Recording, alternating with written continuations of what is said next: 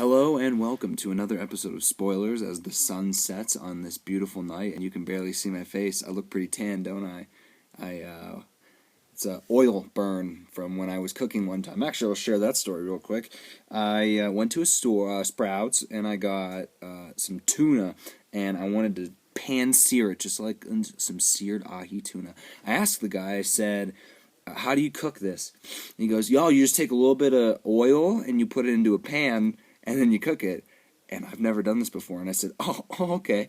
And so I put a little bit of oil in a pan, and I figured, to me, it had been in there for a little while, I figured it's going to start bubbling when it heats up. And it hadn't started bubbling yet, and it had been in there, maybe 3 or 4 minutes. So I just flipped the piece of tuna, like I dropped it right into the pan, and all of the oil sprayed all over me and burned me because oil doesn't bubble. And when I went back, the guy told me that, and I said, okay. I have 3 movies to review this week. First movie I saw was Kick-Ass 2. It is a really good movie. It is about Aaron Taylor Johnson, who is Quicksilver in the new Avengers movie, and it was in Godzilla, except in this movie he's got really curly hair, and he plays this kid who's a superhero, but he's a normal guy, and he's just trying to deal with school and his dad who isn't proud of him. The movie's a really good movie. It's about superheroes. If you've seen the first Kick-Ass movie, you're going to love the second one. I gave it a 7 out of 10. It could have been better. Some of the stuff in it was a little hokey, but overall it was a good movie. Next one, I saw Chloe Grace Moretz stole the show as Hit Girl. She is sassy and spunky, and she's underage too, so watch out.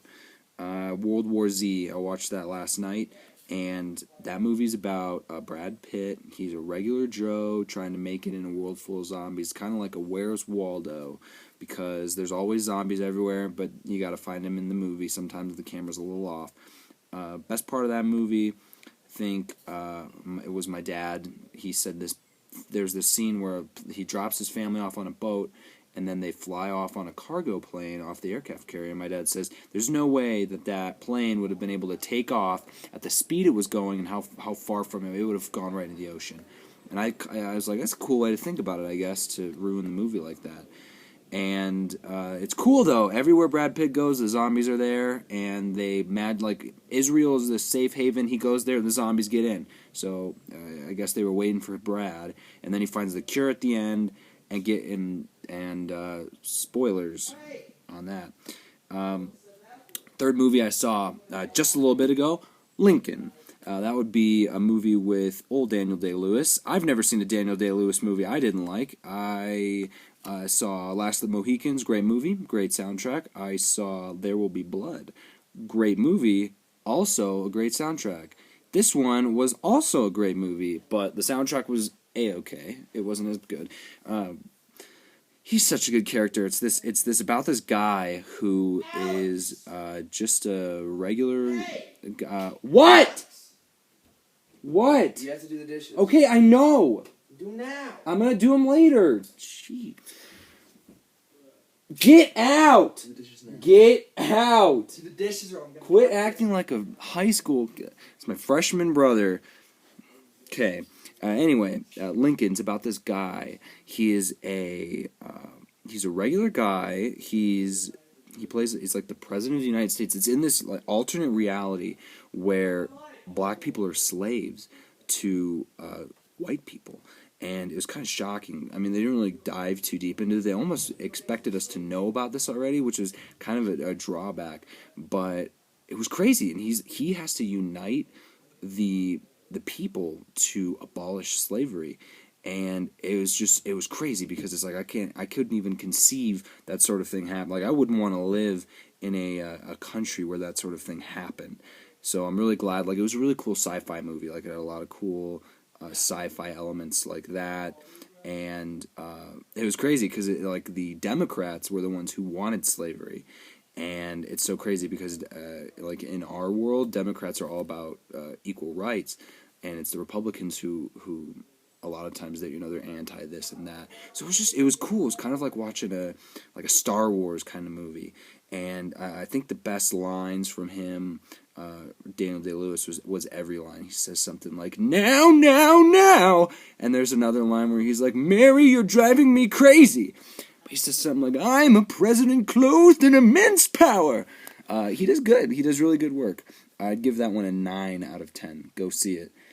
The next thing I'm going to be doing is a little segment called What's It Gonna Be?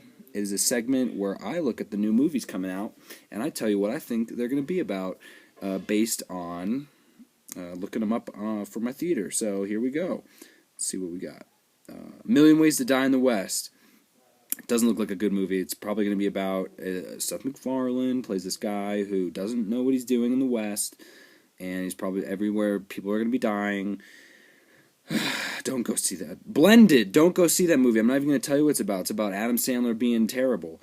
Okay, Chef with Jon Favreau. I was actually going to go see that movie, and then I didn't. It's about a chef, and that's it.